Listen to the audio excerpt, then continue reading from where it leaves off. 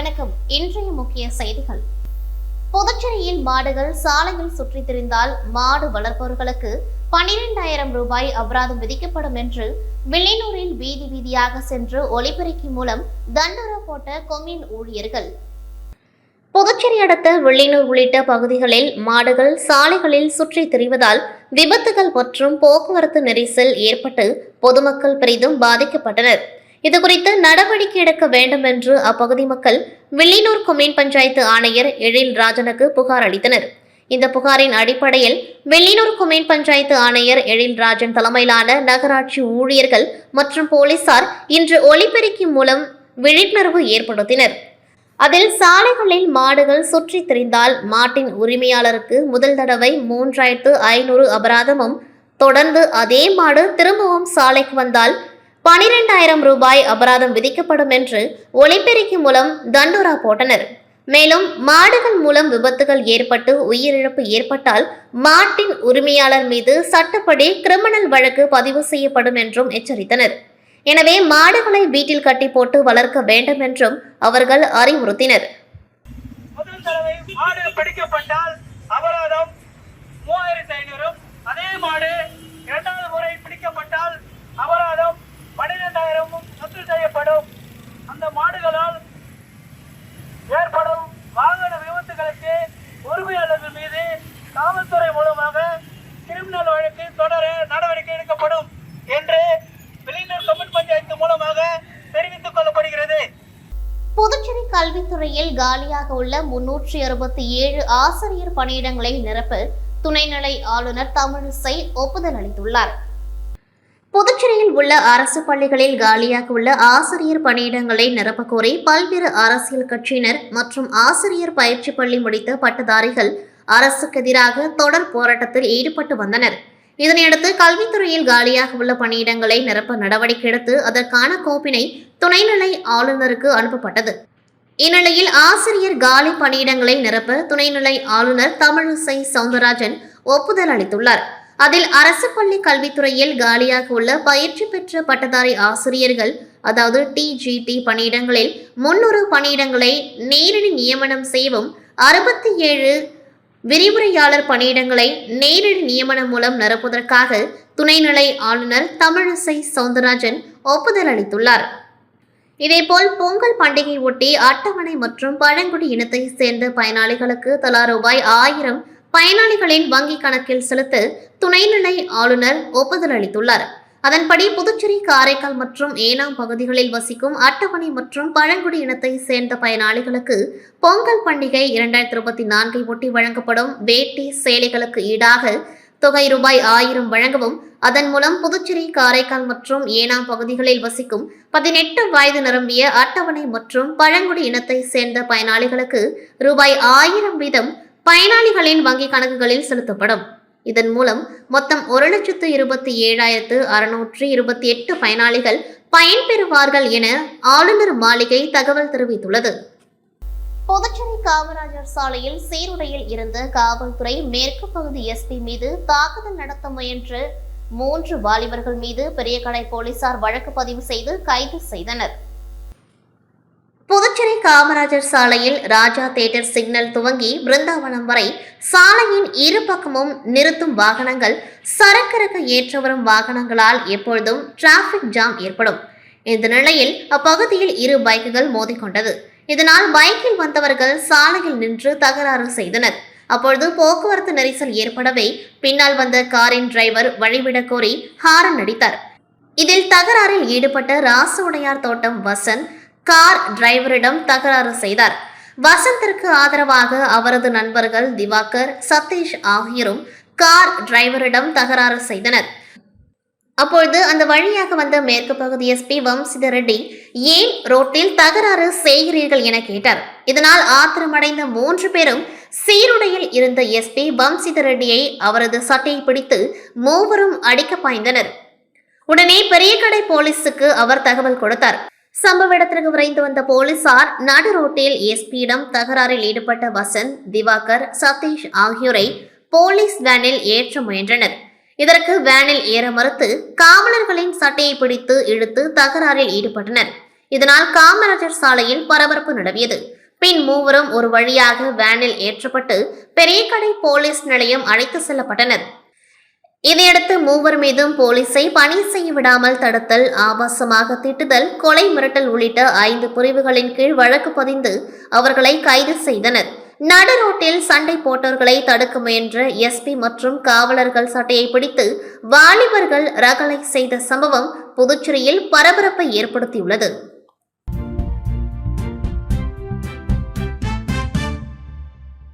புதுச்சேரி காலப்பட்டு தொகுதியில் கடல் அரிப்பை தடுக்க தூண்டில் வளைவு அமைக்க கோரி நடைபெற்ற கண்டன ஆர்ப்பாட்டத்தில் முன்னாள் முதல்வர் நாராயணசாமி உள்ளிட்ட ஏராளமான காங்கிரஸ் கட்சியினர் கலந்து கொண்டு அரசுக்கு எதிராக கண்டன கோஷங்களை எழுப்பினர். புதுச்சேரி காலாப்பட்டு தொகுதிக்குட்பட்ட பெரிய காலாப்பட்டு, காலாப்பட்டு, பிள்ளைச்சாவடி ஆகிய 3 மீனவ கிராமங்கள் உள்ளது. இதனிடையே இப்பகுதியில் அவ்வப்பொழுது இப்பகுதிகளில் கடல் அரிப்பு ஏற்படுவதன் காரணமாக மீனவர்களின் வீடுகள் கடலில் அடித்து செல்லும் நிலை உள்ளது. மேலும் இப்பகுதியில் உள்ள மீனவர்கள் பாதிப்படைந்துள்ளதால் கடல் அரிப்பை தடுக்கும் வகையில் தூண்டில் வளைவமைக்க கோரி காங்கிரஸ் கட்சி சார்பில் காலாப்பட்டு பகுதியில் கண்டன ஆர்ப்பாட்டம் நடைபெற்றது. கடல் அரிப்பை தடுக்க தூண்டில் வளைவு அமைக்க வேண்டும், மீனவர்களை பழங்குடியினர் பட்டியலில் சேர்க்க வேண்டும், கடல் எல்லைகள் குறித்து மத்திய அரசு தயாரிக்கும் வரைபடம் தொடர்பாக மீனவ மக்களின் கருத்துக்களையும் கேட்டு அறிய வேண்டும் என்பன போன்ற கோரிக்கைகளை வலியுறுத்தி நடைபெற்ற இந்த ஆர்ப்பாட்டத்தில் முன்னாள் முதல்வர் நாராயணசாமி, காங்கிரஸ் கட்சியின் மாநில தலைவர் வைத்திலிங்கம் எம்பி உள்ளிட்ட ஏராளமான காங்கிரஸ் கட்சியினர் கலந்து கொண்டு மத்திய மாநில அரசுகளுக்கு எதிராக கண்டன ஆர்ப்பாட்டத்தில் ஈடுபட்டனர்.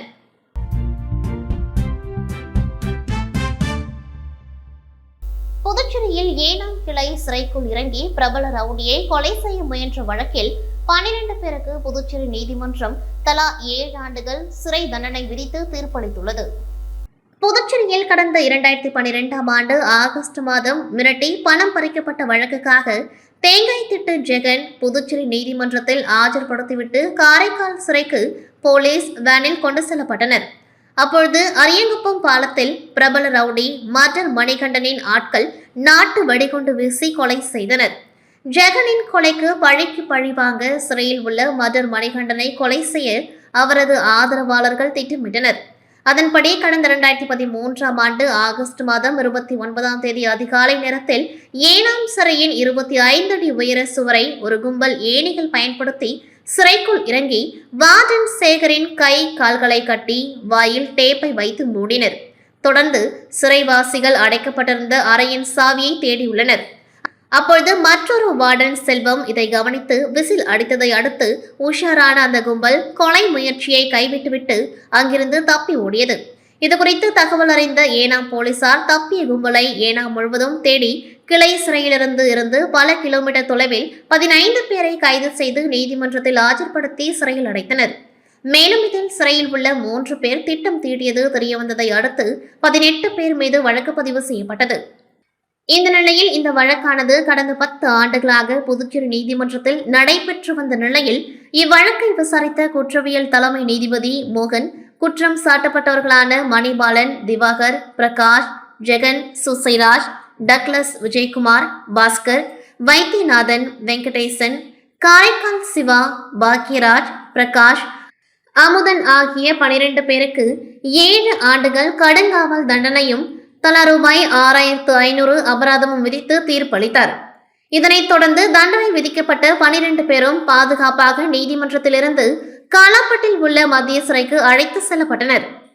அதேபோல் இவ்வழக்கில் குற்றம் சாட்டப்பட்ட சிறையில் இருந்து திட்டம் தீட்டியதாக கூறப்பட்ட அஸ்வின், கருணா, வெள்ளசங்கர், பல்லா சுரேஷ் ஆகிய 4 வரை விடுதலை செய்யப்பட்டனர்.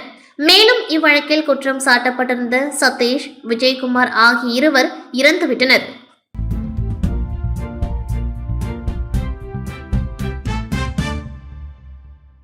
கொம்பாக்கம்பேட்டில் புதிய மின்மாற்றியை எதிர்க்கட்சித் தலைவர் சிவா இயக்கி வைத்தார். வில்லியனூர் தொகுதி கொம்பாக்கம்பேட் புது நகரில் காந்தி ஸ்கூல் அருகில் அமைந்துள்ள மின் மாற்றியில் மின் அழுத்தம் குறைவாக உள்ள நிலையில் அப்பகுதி மக்களின் கோரிக்கையேற்று ரூபாய் 10 லட்சம் செலவில் 200 கிலோவாட்டில் இருந்து 315 கிலோவாட்டிற்கு புதிய மின் மாற்றியை மாற்றி பொதுமக்களின் செயல்பாட்டிற்கு பயன்படுத்தும் தொடக்க நிகழ்ச்சி நடைபெற்றது. இந்த நிகழ்ச்சியில் தொகுதி சட்டமன்ற உறுப்பினரும் சட்டமன்ற எதிர்க்கட்சி தலைவருமான சிவா அவர்கள் கலந்து கொண்டு புதிய மின்மாற்றியை பொதுமக்கள் பயன்பாட்டிற்கு இயக்கி வைத்தார். இந்நிகழ்ச்சியில் மின்துறை உதவி பொறியாளர் கில்பர்ட் ஜேம்ஸ், இளநிலை பொறியாளர் செல்வபாண்டியன் மற்றும் திமுக தொகுதி செயலாளர் மணிகண்டன், தொகுதி துணை செயலாளர் ஜெகன்மோகன், மாநில ஆதி திராவிடர் அணி துணைத் தலைவர் கதிரவன், செல்வநாயகம், அருள்மணி, ஜனா, நாகராஜ், கிருஷ்ணன், ராஜ், சேகர், அருண், கார்த்திகேயன், பாலமுருகன், பச்சையப்பன், சுசை, கமல்காந்தன், ஏழுமலை, பாவாடைசாமி, ராமன், குமரகுரு உள்ளிட்ட பலர் கலந்து கொண்டார்கள். புதுச்சேரியில் உள்ள இளைஞர்களுக்கு விற்பனைக்காக கஞ்சா சப்ளை செய்து வந்த ஆந்திர மாநிலம் நெல்லூரை சேர்ந்த 4 வாலிபர்களை போதை தடுப்பு பிரிவு போலீசார் கைது செய்து அவர்களிடமிருந்து ரூபாய் 2 லட்சம் மதிப்பிலான 4.5 கிலோ கஞ்சா பறிமுதல் செய்தனர். புதுச்சேரி திருவண்டார்கோவில் ஏரிக்கரை பகுதியில் பள்ளி மற்றும் கல்லூரி மாணவர்களை குறிவைத்து கஞ்சா விற்பனையில் ஈடுபட்டிருந்த புதுச்சேரி அருகே உள்ள விழுப்புரம் மாவட்டம் பள்ளித்திணலை சேர்ந்த 3 பேரை திருபுவனை போலீசார் கடந்த 2 தினங்களுக்கு முன்பு கைது செய்து அவர்களிடமிருந்து 1 கிலோ கஞ்சாவை பறிமுதல் செய்து விசாரணை மேற்கொண்டதில் அவர்கள் ஆந்திர மாநிலம் நெல்லூரில் இருந்து சிலரிடம் கஞ்சா வாங்கி வந்து விற்பனை செய்ததாக தெரிவித்தனர்.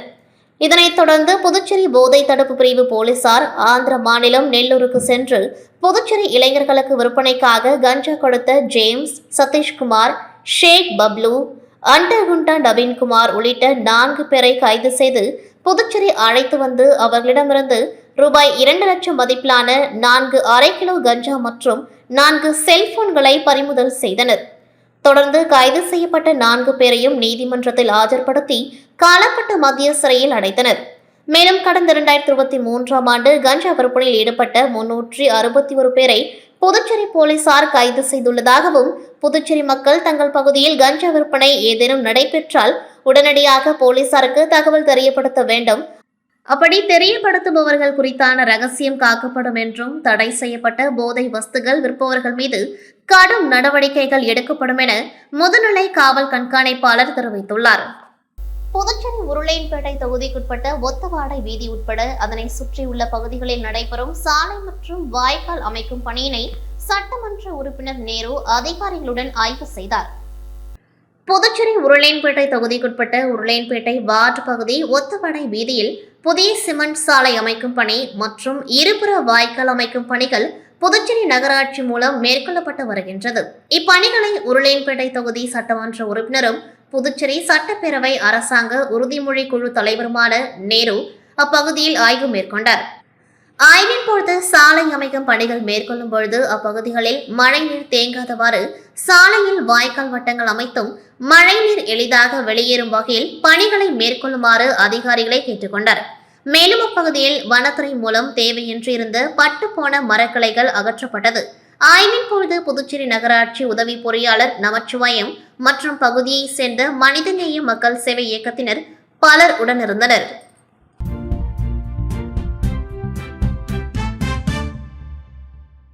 அதிமுக கொடி, கட்சி பெயர், வேட்டி, லெட்டர் பேட் ஆகியவற்றை பயன்படுத்த அனுமதிக்க கோரி ஓபிஎஸ் தொடர்ந்த மேல்முறையீட்டு மனுவை உயர்நீதிமன்றம் தள்ளுபடி செய்ததை வரவேற்று புதுச்சேரியில் அதிமுகவினர் பட்டாசு வெடித்தும் பொதுமக்களுக்கு இனிப்பு வழங்கியும் கொண்டாடினர்.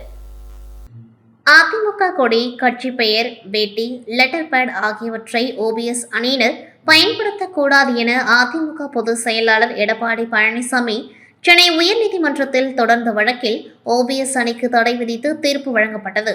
இதனை எதிர்த்து ஓ பன்னீர்செல்வம் அதிமுக கொடி, கட்சி பெயர், வேட்டி, லெட்டர் பேட் ஆகியவற்றை பயன்படுத்த தடை விதித்ததை எதிர்த்து சென்னை உயர்நீதிமன்றத்தில் மேல்முறையீடு செய்தார்.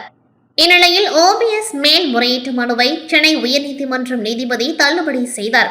ஓபிஎஸ் மனுவை தள்ளுபடி செய்யப்பட்டதை வரவேற்று புதுச்சேரியில் அதிமுகவின் மாநில செயலாளர் அன்பழகன் தலைமையில் உப்பளம் பகுதியில் உள்ள அக்கட்சி தலைமை அலுவலகத்தில் பட்டாசுகள் வெடித்தும் பொதுமக்களுக்கு இனிப்புகள் வழங்கியும் கொண்டாடினர். மேலும் புதுச்சேரியில் உள்ள ஓபிஎஸ் அணியினர் இனி அதிமுகவின் கொடி உள்ளிட்டவற்றை பயன்படுத்தக் கூடாது எனவும் தெரிவித்தார்.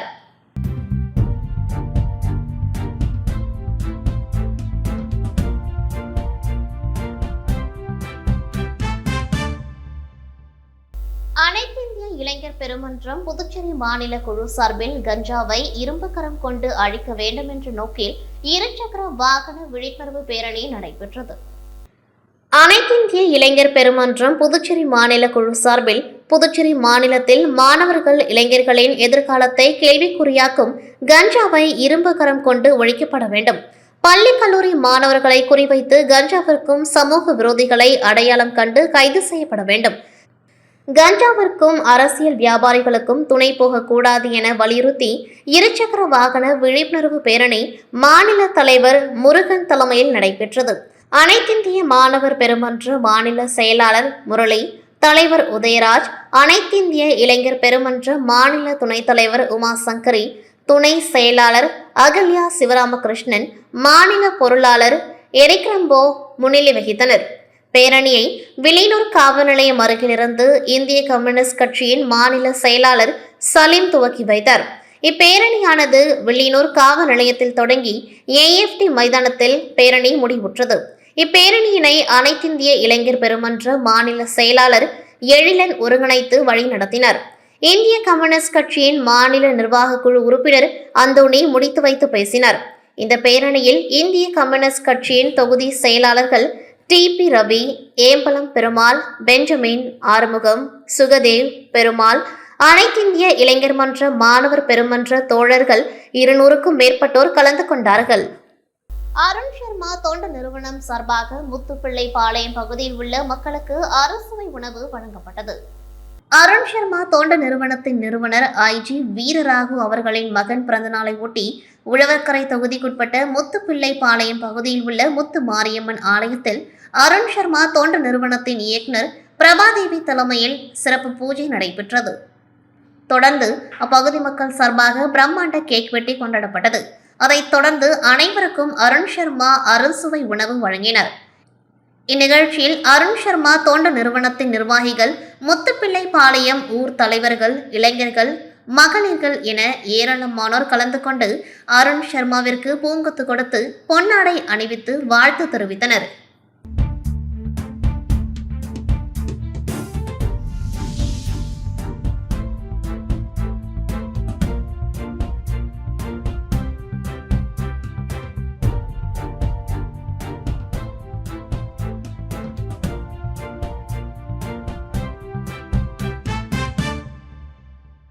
புதுச்சேரியில் சிம்பு நடித்த விண்ணை தாண்டி வருவாயா திரைப்படம் மீண்டும் வெளியானதை அடுத்து அவரது ரசிகர்கள் சிம்புவின் கட்அவுட்டுக்கு பாலாபிஷேகம் செய்து மலர் தூவி வரவேற்றனர். பொங்கல் பண்டிகை ஒட்டி புது படங்கள் இதுவரை வெளியாகாத நிலையில் தற்பொழுது சூப்பர் ஹிட்டாக ஓடிய பழைய படங்கள் புதுச்சேரியில் உள்ள அனைத்து திரையரங்குகளிலும் மீண்டும் வெளியாகியுள்ளது. இதனால் அவரது ரசிகர்கள் உற்சாகமடைந்து திரைப்படங்களை பார்த்து வருகின்றனர். அதன்படி புதுச்சேரியில் புரட்சி கலைஞர் விஜயகாந்த் நடித்த பேரரசு, சிம்பு நடித்த வல்லவன், மன்மதன், விண்ணை தாண்டி வருவாயா உள்ளிட்ட பல்வேறு படங்கள் திரையரங்குகளில் திரையிடப்பட்டுள்ளது. இதில் விண்ணை தாண்டி வருவாயா திரைப்படம் ராஜா திரையரங்கில் மீண்டும் வெளியானது. இதனை வரவேற்கும் வகையில் புதுச்சேரி மாநில சிம்பு தலைமை ரசிகர் மன்றம் சார்பில் சிம்புவின் கட்அவுட்டிற்கு பாலாபிஷேகம் செய்தும் மலர் தூவியும் வரவேற்றனர். தொடர்ந்து ரசிகர் மன்றம் சார்பில் அனைவருக்கும் இலவசமாக டிக்கெட் வாங்கி கொடுத்தும் படத்தையும் காண்பித்தனர் என்பது குறிப்பிடத்தக்கது. இத்துடன் செய்திகள் நிறைவடைகின்றது. நன்றி, வணக்கம்.